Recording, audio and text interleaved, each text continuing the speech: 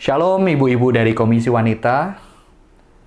Walaupun di dalam kondisi yang sulit ini, hari ini kita bersyukur kita boleh bersekutu walaupun secara online, melihat tayangan YouTube ini, kita boleh tetap mendengarkan firman Tuhan. Dimanapun kita berada, kita bisa bersekutu, memuji Tuhan bersama-sama. Ini sebuah hal yang tetap dianugerahkan Tuhan buat kita. Hari ini kita akan berbicara sebuah tema yang ketika diberikan kepada saya, sungguh saya cukup terkejut karena kita akan berbicara tentang free thinker. Karena ini menarik ketika Komisi Wanita mau membicarakan hal ini. Sebelum kita berbicara tentang tema ini, mari kita bersatu hati di dalam doa. Tuhan, kami bersyukur buat setiap kami yang masih bisa melihat tayangan ini. Kami tahu keadaan bangsa kami sedang tidak baik. Banyak orang kehilangan orang-orang yang dicintai, banyak orang yang berduka. Tetapi kami juga melihat ada pribadi-pribadi dan keluarga yang orang-orang dikasih disembuhkan. Tuhan, biarlah Engkau melihat kondisi bangsa kami. Tetapi kami di saat ini tetap bisa mendengarkan kebenaran firman Tuhan, membicarakan sebuah tema, kiranya hal ini juga boleh memberkati setiap ibu-ibu yang ada di rumah masing-masing. Kami serahkan pemberitaan firman pembicaraan kami hari ini ke dalam tangan Tuhan. Kiranya Tuhan beranugerah dan menolong hamba yang sudah mempersiapkan. Di dalam nama Tuhan Yesus Kristus, kami berdoa. Amin. Free thinker, pemikir bebas. Apa itu pemikir bebas? Free thinker, ibu-ibu. Saya mencoba melihat dari Oxford Learners Dictionary. Free thinker adalah seseorang yang membentuk pemikiran dan opininya sendiri lebih daripada menerima dari orang lain. Dan terlebih lagi, ajaran-ajaran religius atau agama. Dari definisi yang diberikan dari Oxford ini, kita melihat free thinker adalah orang yang cukup sebetulnya confidence, cukup yakin dengan pemikiran-pemikirannya sendiri. Dan dia, sebetulnya ketika saya baca, orang-orang seperti ini mulai sedikit terganggu dengan dogma, dengan tradisi, terutama secara khusus tradisi-tradisi yang bersifat religius atau yang bersifat agama. Ibu-ibu. Jadi free thinker adalah seorang pribadi yang mulai mengkritisi, berani berpikir dengan keyakinannya sendiri, tidak gampang percaya, apalagi ketika yang diberitahukan kepada mereka adalah hal-hal yang bersifat religius, yang bersifat agama, tradisi gereja, tradisi agama tertentu, atau yang berkata tentang Tuhan, mujizat, sesuatu yang supranatural. Mereka mulai tidak mudah percaya. Kalau kita melihat dari sejarah, pemikiran free thinker ini berkembang di abad 17 sampai ke 19. Ini sebuah abad yang besar di dalam sejarah manusia. Karena kalau kita belajar sejarah pemikiran barat, kira-kira tahun 500 sampai 1500, gereja begitu mendominasi. Kekuasaan gereja begitu sampai ke setiap lini kehidupan. Tetapi di abad 16 ada abad yang dinamakan Renaissance, abad kelahiran kembali. Yang mana di abad itu sains mulai masuk. Ada pemikiran yang bernama humanisme, yang berfokus kepada manusia mulai muncul di abad ke-16. Ada sesuatu yang unik di abad 16, mengapa? Karena mulai filsafat Yunani kuno itu mulai sampai di dunia barat, dan kembali seni-seni dari Yunani kuno juga dikembangkan, di mana akhirnya fokus bukan hanya kepada gereja atau Tuhan, tetapi fokus kepada manusia mulai berkembang. Tetapi abad ini kekuatan gereja masih cukup besar. Tetapi di abad 17 ada abad baru yang dinamakan abad Enlightenment atau abad pencerahan. Ini abad yang besar dengan ditandai seorang pemikir yang bernama Immanuel Kant, seorang filosof yang mengeluarkan atau menyuarakan sebuah semboyan sapere aude. Berani menggunakan pemikiranmu sendiri. Dan di abad Enlightenment ini manusia mulai confidence dengan akal budinya. Maka tidak heran ibu-ibu di zaman abad 17 ini mulai berkembang pemikiran free thinker yang mana orang mulai berani menggunakan pemikirannya sendiri. Bahkan untuk mempertanyakan ajaran-ajaran, kepercayaan-kepercayaan lalu yang mungkin banyak didominasi oleh kekristenan atau agama mulai dipertanyakan. Karena ilmu pengetahuan mulai berkembang, logika mulai berkembang, dan manusia mulai berani mempertanyakan ajaran-ajaran yang sudah dipercaya gereja. Dan puncaknya di abad ke-19, saudara-saudara, ya, ada abad modern, abad kemajuan yang begitu dahsyat dengan seorang pemikir, seorang filosof lagi yang bernama René Descartes yang mengatakan, I think, therefore I am. I cogito ergo sum. Aku berpikir, maka aku ada. Jadi kita jelas bisa melihat di sini free thinker berkembang di abad 17 sampai 19, di mana manusia mulai yakin dengan pikirannya, yakin dengan kecerdasannya, yakin dengan kepandaiannya dan logikanya, dan dengan itu mereka yakin mereka dapat mencapai pengetahuan. Maka kalau kita lihat sejarah, segala ilmu pengetahuan, penemuan itu berkembang di zaman ini. Dan disinilah mulai muncul pemikiran yang bernama free thinker. Dan para pemikir ini mulai mengkritisi gereja. Karena di dalam kekuasaan gereja, kepercayaan-kepercayaan, dogma-dogma, ajaran yang dipercayai tanpa kekristisan selama itu mulai dipertanyakan. Karena kita tahu ada kisah Kopernikus, Galileo Galilei, ilmuwan yang ternyata juga mengalami penolakan, bahkan dihukum oleh gereja ketika mengatakan bahwa bukan bumi pusat tata surya, tetapi mataharilah pusat tata surya. Mereka mendapatkan penolakan, bahkan mengalami penganiayaan oleh gereja. Di sini mulai para pemikir, para saintis, para filosof merasa mereka harus dibebaskan dari batasan-batasan yang ditekankan oleh otoritas agama. Jadi di sini kita melihat pemikiran free thinker ini agak alergi, agak terganggu dengan ajaran-ajaran atau tradisi agama yang diajarkan, yang diminta dipercaya begitu saja. Dan mereka mengagungkan kekuatan rasio, akal budi, atau pemikiran, dan percaya pemikiran, rasio, akal budi manusia dapat mencapai kebenaran. Jadi di sini mulai ada dua tradisi yang diperlawankan. Tradisi agama, tradisi ilmu pengetahuan, tradisi iman dilawan dengan tradisi rasio atau reason atau akal budi. Ada seorang penulis sejarah tentang free thinker ini, dia melihat bahwa kecurigaan terhadap dogma atau ajaran agama sebetulnya tidak dimulai hanya di abad ke-17 ataupun ke-19.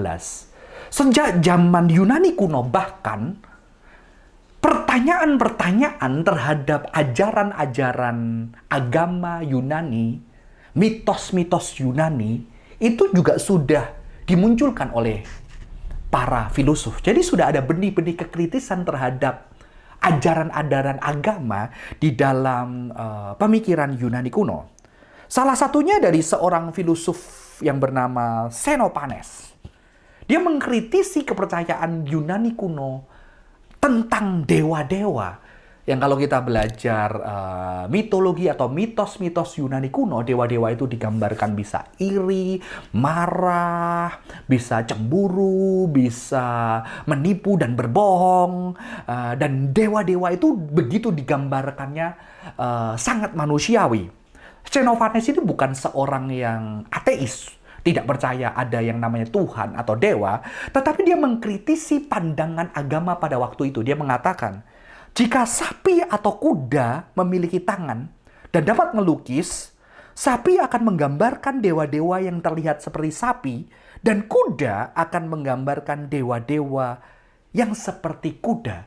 Jadi sudah ada kekritisan ibu-ibu tentang agama atau ajaran agama-agama bahkan sejak Yunani kuno. Jadi sebetulnya free thinker ini bukan sesuatu yang baru, tetapi memang ada satu zaman yang baru karena betul-betul di abad 17 sampai 18 manusia itu begitu percaya dengan akal budi, rasio, kecerdasannya, pencapaian ilmu pengetahuannya untuk mencapai kebenaran, bahkan membuat hidup lebih baik. Di sini maka tidak heran di abad 19 kita melihat perkembangan ateis, kepercayaan orang-orang yang tidak percaya kepada Tuhan itu juga begitu pesat. Jadi kekritisan ini sudah ada sejak lama. Orang yang mulai mengkritisi ajaran-ajaran tradisi agama. Bahkan kalau boleh saya katakan ya, bahkan Alkitab kita, Rasul Paulus juga memiliki kekritisan terhadap ajaran dewa-dewa atau berhala-berhala di mana kekristenan itu hidup di sekitarnya, ya. Maka di dalam 1 Korintus 8 ayat 4 sampai 6, Paulus mengatakan, kita tahu tidak ada berhala di dunia ini dan tidak ada Allah lain daripada Allah yang esa. Bagi kita hanya ada satu Allah saja, yaitu Bapa yang daripadanya berasal segala sesuatu dan yang untuk Dia kita hidup, dan satu Tuhan saja, yaitu Yesus Kristus, yang olehnya segala sesuatu telah dijadikan, dan yang karena Dia kita hidup. Di sini kita melihat Paulus juga bahkan berani mengkritik dewa-dewa atau berhala-berhala, patung-patung yang disembah orang di dalam berbagai wujud. Dia mempertanyakan dan meyakini bahwa semua itu nggak ada. Yang ada hanya satu Allah. Jangan salah, Xenophon tadi mengatakan juga sebetulnya tidak ada yang banyak itu. Adanya satu. Satu yang tertinggi. Satu Tuhan yang tertinggi. Jadi apakah kekristenan itu juga free thinker? Ya, ini tentunya jangan salah ya. Karena kekristenan memang ada kritik terhadap tradisi atau agama di sekitar pada masa itu. Tetapi pemikiran free thinkers dimunculkan di abad ke-17 sampai ke-19. Ada kekritisan terhadap agama, dewa-dewa, penyembahan, berhala di sekitar. Bahkan kalau saya katakan mungkin juga ada kekritisan terhadap ajaran agama Yahudi yang tradisi-tradisi yang Yahudi yang berkembang pada masa itu. Kekristenan sangat mengkritik. Sehingga tidak heran kekristenan juga mendapatkan penolakan dari orang-orang sekitar. Kekristenan dituduh sebagai ateis pada masa itu. Mengapa? Karena dia tidak mau percaya Tuhan-Tuhan di dalam konsep orang-orang Romawi. Kekristenan juga disebut sebagai kanibal. Mengapa? Karena dia ada di dalam ibadah ada perjamuan kudus, makan tubuh dan makan roti yang adalah tubuh Kristus dan minum anggur yang adalah darah Kristus. Jadi mereka juga dituduh sebagai kanibal. Mereka dituduh juga sebagai aliran yang sesat oleh tradisi Yahudi sendiri. Bahkan keyakinan mereka yang berbeda bahwa Yesus adalah Tuhan itu berlawanan dengan tradisi Israel yang hanya menyembah satu-satunya Tuhan, yaitu Yahweh. Di sini kita melihat kekristenan juga memiliki kekritisan terhadap tradisi Yahudi, terhadap tradisi agama Romawi pada masa itu. Tetapi tidak berarti kekristenan itu adalah free thinker. Tetapi bolehkah ketika kita menjadi orang percaya, kita mengkritisi. Apakah boleh seseorang mempertanyakan, kita sebagai orang percaya, mempertanyakan keyakinan, ajaran yang kita percaya selama ini? Saya percaya boleh, karena kita semua di dalam perjalanan iman. Kita di dalam perjalanan iman yang terus disempurnakan, tentunya pasti gereja terus berkembang dan berubah di sepanjang zaman sampai menunggu Yesus datang. Tetapi apakah bisa dibilang bahwa kekristenan adalah free thinkers? Saya rasa tidak seperti itu. Tetapi apakah kita boleh mendengarkan ketika mungkin para ibu punya anak-anak yang belajar dengan begitu cerdas, disekolahkan ke luar negeri dengan pemikiran yang sangat terbuka, yang berani mempertanyakan agama? Bolehkah kita sebagai orang Kristen mendengar kritik dari free thinkers terhadap kekristenan yang kita percaya selama ini? Saya rasa justru kita harus mendengarkan kritik, mendengarkan pertanyaan, mendengarkan keberatan-keberatan dari free thinker ini, dari pemikiran yang berani menguji ajaran iman kita. Kita harus berani mendengarkan dan menggumulkan secara sungguh bagaimana kita menjawab gugatan, kekritisan, tuduhan-tuduhan bahkan yang ditujukan kepada kekristenan dan iman kita. Di sini justru kita bisa membuka diri kita sebagai gereja untuk terus berkembang, ibu-ibu. Tetapi ternyata, apakah free thinker tidak bisa dikritisi? Tunggu dulu. Sekarang kita masuk ke abad 21, sebuah abad yang berbeda, sebuah kemajuan yang berbeda, yang justru juga ada pemikiran baru yang bernama postmodernisme. Maaf ya, ibu-ibu, kita banyak ada term-term yang baru ini. Tapi sebetulnya pemikiran postmodernisme ini adalah pemikiran yang mengkritisi pemikiran abad ke-19, yang mengagungkan rasio manusia begitu kuat, yang mengagungkan kecerdasan manusia begitu dahsyat. Di abad 21, di dalam pemikiran postmodern, setelah zaman modern, itu mulai pemikiran yang mengagungkan rasio manusia, mengagungkan akal budi manusia itu mulai dipertanyakan. Mengapa? Karena ketika manusia memegang kehidupannya, merasa bisa dengan ilmu pengetahuan, dengan kecerdasannya, dengan rasio, ternyata dunia tidak menjadi lebih baik. Di sini orang-orang di abad 21, para pemikir mulai mempertanyakan, jangan-jangan rasio manusia, pemikiran manusia, bahkan sains itu juga sangat terbatas. Justru di abad postmodern ini, orang mulai sadar keterbatasan dari sains. Karena ternyata ketika sains berkembang, sains juga melakukan kejahatan dengan mengatakan otak-otak orang kulit tertentu itu tidak sesempurna kulit tertentu, sehingga pemikiran sains itu melegalkan perbudakan, yang mana orang-orang di dalam kulit tertentu itu bisa ditindas oleh orang kulit tertentu karena dia dianggap lebih rendah dan lebih jauh intelektualnya. Ternyata di dalam sejarah juga ada ketidakadilan, ada keterbatasan, ada kesedihan di sini. Kenapa? Karena ternyata sains ini tidak juga bisa menjadi alat untuk kejahatan, untuk menindas orang lain. Dan justru di zaman postmodern ini, ruang untuk agama itu mulai dibuka. Jangan-jangan sains ini, akal budi manusia itu terbatas. Bukan berarti kita membuang sains, tetapi ilmu pengetahuan, akal budi harus mengakui keterbatasannya. Dan di sini, di zaman ini, ruang terhadap agama dan iman mulai muncul. Karena apa? Ketika manusia menggunakan akal budi, kekuatan, dan rasionya, terjadi perkembangan ilmu pengetahuan, teknologi yang begitu dahsyat. Tetapi teknologi itu ternyata juga tidak membuat manusia lebih baik. Ketika manusia bisa menciptakan senjata yang begitu dahsyat, dan senjata itu bisa mengebom bom atom, menghancurkan begitu banyak manusia. Ketika teknologi itu berkembang, ternyata ozon di bumi ini menjadi tipis. Ada yang namanya climate change, di mana hawa bumi ini menjadi panas, dan bumi di dalam suhu puncak yang kalau tidak diatasi akan menyengsarakan banyak orang di dunia ini. Ternyata pemikiran free thinker yang percaya kepada rasio kekuatan dan kehebatan manusia juga bisa dipertanyakan. Ibu-ibu, bahkan dikatakan jangan-jangan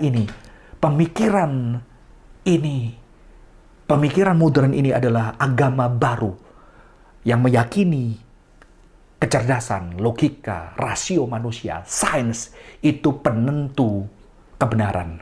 Padahal sains itu juga sangat terbatas, karena sains itu dikembangkan oleh manusia yang terbatas. Di sini kita melihat ya, ada pemikiran gereja yang dikritik oleh pemikiran free thinker, dan free thinker yang mengagungkan rasio, kepandaian, kecerdasan mendapatkan kritik lagi dari pemikiran postmodern yang menunjukkan bahwa rasio kita, kekuatan kita, sains, keahlian, kecerdasan logika kita sangat terbatas. Dan bukankah agama itu juga berbicara tentang keterbatasan manusia?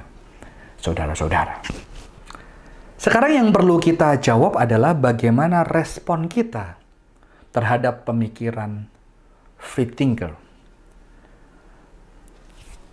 Yang menjadi pergumulan mungkin ibu-ibu komisi wanita adalah ketika memiliki anak-anak yang mana anak-anak mendapatkan pendidikan yang lebih baik, bisa bersekolah di luar negeri, bisa mendapatkan pendidikan yang lebih baik daripada kita, bahkan mereka akan lebih cerdas, dan mungkin mereka lebih banyak tahu pemikiran-pemikiran dunia ini yang ada melalui pelajaran, bahkan juga melalui film-film. Karena sebetulnya ketika saya mempelajari film-film, di balik film-film itu juga ada filsafat, ada pemikiran-pemikiran yang begitu kritis, yang begitu dahsyat, yang bisa disampaikan dengan begitu baik dan langsung bisa menyentuh batin dan perasaan orang-orang yang menonton. Anak-anak kita sangat akses terhadap pengetahuan, terhadap pemikiran yang beragam, yang begitu luas, itu sangat besar sekali dibandingkan waktu saya dulu masih lebih muda dari saat ini. Akses dengan adanya internet begitu luas dan besar sekali. Dan bagaimana ketakutan kita adalah mungkin bagaimana ketika mereka berhadapan dengan pemikiran-pemikiran yang begitu terbuka, yang bahkan mengkritisi iman agama. Tidak banyak anak-anak yang ketika bersekolah dan lebih cerdas, mereka mulai mempertanyakan keberadaan Tuhan, mereka mulai tidak percaya Tuhan. Banyak sekali saya jumpai seperti ini, ibu-ibu. Mungkin ini yang menjadi pergumulan, dan bagaimanakah kita merespon hal ini?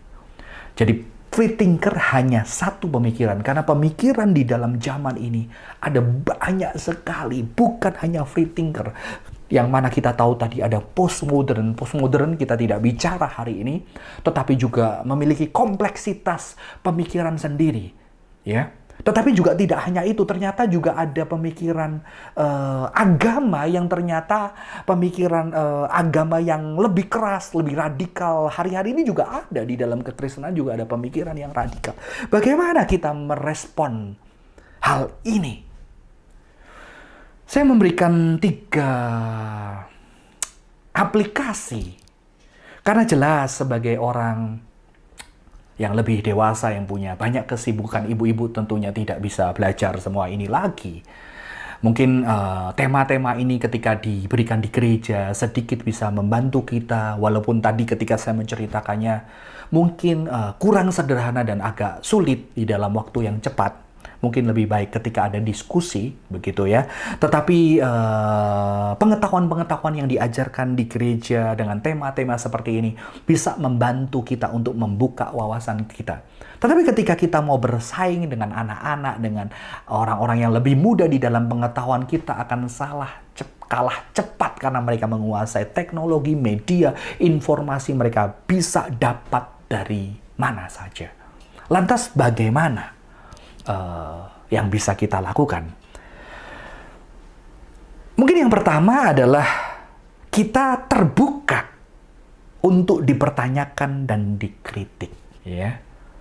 Kadang-kadang di dalam relasi anak dan orang tua, kadang-kadang ketika anak tidak terima terhadap orang tua, ketika anak tidak terima, anak ini akan menggunakan pengetahuan-pengetahuan yang dia miliki untuk, enggak gitu mama, salah. Mama tidak mengerti hal ini karena dari menurut buku ini, menurut dosenku, menurut penelitian ilmiah ini, mama itu salah. Dan begitu kita dipertanyakan seperti itu, kita akan merasa marah. Kita mengatakan, kamu itu ya, siapa yang menyekolahkan kamu? Kamu dapat duit dari mana kalau nggak ada mama yang kerja banting tulang? Kamu itu nggak bisa sampai seperti ini. Wah, akhirnya malah ribut. Anaknya jadi semakin marah, menganggap mama tidak mendengarkan dia. Dan mamanya juga merasa tidak lagi bisa berkomunikasi. Di sini mulai ada pertikaian yang bisa-bisa tidak terselesaikan. Mungkin kita harus belajar sebagai orang tua di tengah zaman ini, kita lebih terbuka untuk dipertanyakan dan dikritik. Ini tidak mudah. Dan mungkin kalau dikatakan salah, mungkin mama salah. Salahnya di mana? Saya tahu saya sebagai orang tua gitu ya. Anak saya sudah banyak search di mana-mana. Kadang-kadang ketika saya ngomong sesuatu, kayaknya itu tidak benar deh Pak. Itu begini-begini. Kadang-kadang saya juga ada perasaan marah, perasaan kamu itu kok tidak menghargai dan segala macam. Dan saya gampang sekali meledak, ibu-ibu. Tetapi ada kalanya saya setelah marah gitu ya, akhirnya saya menghampiri, sorry tadi kenapa yang kamu katakan papa salah apa? Atau kadang-kadang saya terbuka juga mengatakan, apa yang salah di mana? Coba kamu jelaskan dan kita berdiskusi, ibu-ibu. Jadi ada satu keterbukaan untuk dipertanyakan dan dikritik. Dan kejujuran ketika kita tidak tahu, kita juga menjawab tidak tahu. Ketika kita hanya mengerti sekian, kita jujur menjawab mengerti sekian. Karena anak kita bisa menghargai kita ketika kita menyatakan, wah mama dulu akses itu nggak sampai seperti ini, nggak bisa banyak buku, baca buku kepada kamu sehingga tidak tahu informasi ini gitu ya. Tetapi kita juga bisa mengungkapkan perspektif kita. Tetapi sebagai orang tua, karena saya percaya usia itu tidak menipu, pasti kita juga punya pengalaman-pengalaman hidup relasi manusia. Bukan hanya pengetahuan yang kita bisa dapatkan dari banyak buku, tapi pengalaman-pengalaman hidup itu yang bisa menjadi berkat buat anak kita. Kalau kita belajar dari Alkitab, ketika Yesus dipertanyakan oleh seorang pengikutnya yang muda yang bernama Thomas. Karena Thomas bilang, tidak percaya kalau aku tidak menaruh jariku sendiri di lubang paku itu. Aku tidak percaya. Ternyata Yesus tidak marah-marah. Ibu tidak mengatakan, kamu murid tahu dari mana kamu? Aku ini Tuhan kamu itu nggak tahu apa-apa baru begitu. Ternyata Yesus justru mendatangi Thomas. Dan saya percaya ketika Yesus mendatangi itu, Yesus mendatangi dengan penuh kasih. Dan di dalam Yohanes 20 ayat 27 dikatakan, kemudian ia berkata kepada Thomas, taruhlah jarimu di sini dan lihatlah tanganku. Ulurkanlah tanganmu dan cucukkan ke dalam lambungku. Dan jangan engkau tidak percaya lagi, melainkan percayalah. Ternyata kekristenan membuka dirinya, Tuhan kita membuka dirinya untuk dipertanyakan dengan begitu kritis.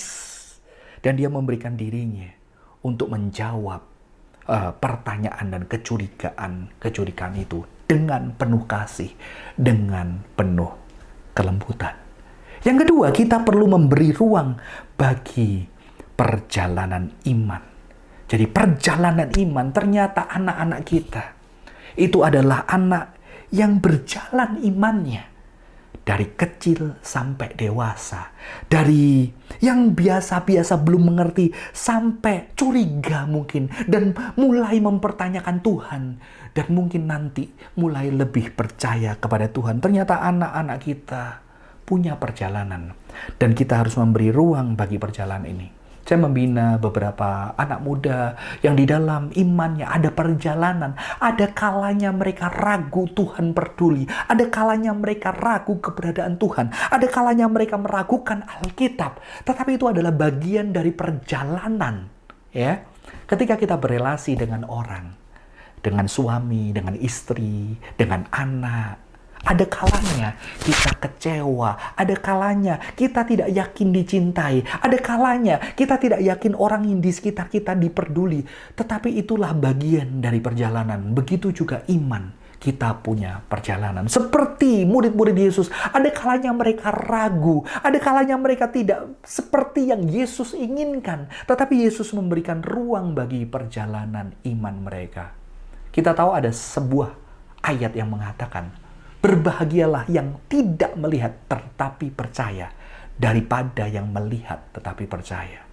Yesus tahu ini adalah yang paling ideal. Ini adalah yang paling benar. Ini adalah yang paling dia inginkan. Tapi ternyata kalau kita lihat di Alkitab, kita lihat murid-murid tidak bisa percaya. Sehingga Yesus memberi ruang bagi perjalanan iman mereka. Dan Yesus hadir menjadi tidak ideal karena dia menunjukkan dirinya kepada murid-murid dan mengatakan, berbahagialah yang tidak melihat tetapi percaya daripada melihat baru percaya. Di sini kita melihat Yesus memberikan ruang bahkan terhadap ketidakpercayaan murid-muridnya, dan dia menyatakan dirinya di dalam kehidupan murid-muridnya. Jadi kita perlu memberi ruang bagi perjalanan iman anak-anak kita. Dan kadang di dalam perjalanan iman itu ada keraguan-keraguan. Anak saya baru selesai SD, ibu-ibu, dan dia bertanya, "Pak, apakah besok boleh kalau aku memilih agamaku sendiri?" Ya. Bagaimana kalau ibu-ibu dipertanyakan? Saya bilang, setiap orang bertanggung jawab di hadapan Tuhan. Papa punya banyak buku tentang agama ini, tentang agama ini, agama ini, agama ini. Di situ saatnya saya menjelaskan, tetapi walaupun sebagai papa punya kerinduan, kamu mengenal Yesus yang Papa rindukan. Saya tidak memaksakan, saya memberikan ruang di dalam perjalanan mereka. Sembari di dalam perjalanan itu, saya mencoba mengenalkan Yesus yang saya percayai, yang saya yakini, yang saya dedikasikan hidup saya untuk Tuhan. Dan di situ anak saya tahu bahwa ternyata ketika dia menjalani perjalanan ini, ada ruang untuk keterbukaan. Papanya tidak langsung marah, papanya tidak langsung mengatakan, "Kamu ya nanti sesat, kamu nanti apa." Tetapi papanya memberi ruang dan mencoba menceritakan Yesus yang dia percaya. Dan yang terakhir adalah kasih yang terbesar. Kita tidak akan bisa melawan argumen, pengetahuan. Mungkin anak-anak kita yang jauh lebih cerdas, S1, S2. Ya. Saya ketika pulang, mama papa saya cuma lulusan SMA. Saya sudah S1 teknik, saya sudah S2 teologi, ngerti firman Tuhan. Saya merasa lebih ngerti daripada orang tua saya. Tetapi ternyata yang tidak bisa, yang menyentuh saya bukanlah kepandaian dan hikmat-hikmat orang tua saya yang ngerti buku-buku yang saya baca. Tidak mengerti, mereka tidak mengerti buku-buku sulit yang saya baca. Tetapi yang menyentuh hati saya adalah ketulusan mereka sebagai orang tua yang hanya lulusan SMA, tetapi begitu tulus kepada orang lain, begitu mengasihi saya, begitu menerima saya. Dan itu lebih penting daripada kecerdasan yang mereka mungkin tidak akan pernah bisa menyamai saya. Dan di sini kita percaya kata Alkitab, kasihlah yang terbesar. Kalaupun mungkin kita tidak bisa menjawab pertanyaan anak-anak kita. Kalaupun mungkin mereka mulai mempertanyakan dengan pikirannya agama. Buat apa agama? Buat apa tidak kepercayaan kepada Tuhan? Aku tidak mau ke gereja, aku tidak mau apa. Tuhan cuma perintahkan, kasihilah dengan anugerah Tuhan. Karena kasih itulah yang terbesar. Justru kesederhanaan orang tua saya yang cuma lulusan SMA itu yang mempermalukan segala kepandaian yang saya miliki. Semoga Tuhan bisa memberkati. Terbuka, rela dipertanyakan dan dikritik, memberi ruang bagi perjalanan iman sembari terus mendoakan dan hadir. Dan yang terakhir, terus mengasihi, karena kasihlah yang terbesar. Mari kita bersatu hati di dalam doa. Tuhan, kami bersyukur untuk hari ini, untuk kebenaran firman Tuhan. Kiranya Tuhan boleh memberkati para ibu-ibu di dalam komisi wanita, di dalam pergumulan mereka masing-masing. Ketika Tuhan percayakan dengan anak-anak yang semakin cerdas, yang dengan keringat, dengan usaha mereka berikan pendidikan yang terbaik. Tetapi terkadang Tuhan, mungkin banyak hal yang mengecewakan juga. Tapi biarlah firman-Mu hari ini menguatkan untuk para wanita, para ibu boleh terbuka, rela memberikan ruang untuk anaknya bertumbuh sembari terus mendoakan mereka. Tetapi di saat yang sama, dengan terus mengasihi, dengan anugerah Tuhan, pertolongan Tuhan, terus mengasihi sekalipun mungkin anak-anak tidak seperti yang mereka mau. Karena kasih itu, kasih yang bagi dunia adalah kebodohan. Kasih yang besar itu yang bisa menundukkan, mempermalukan orang-orang yang merasa berhikmat. Dan kasih itulah yang bisa menyembuhkan dan memulihkan. Berkati pergumulan para ibu-ibu di komisi wanita ini.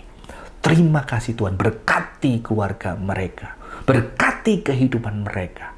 Di dalam nama Tuhan Yesus Kristus, kami bersyukur dan berdoa. Amin. Tuhan Yesus memberkati setiap kita.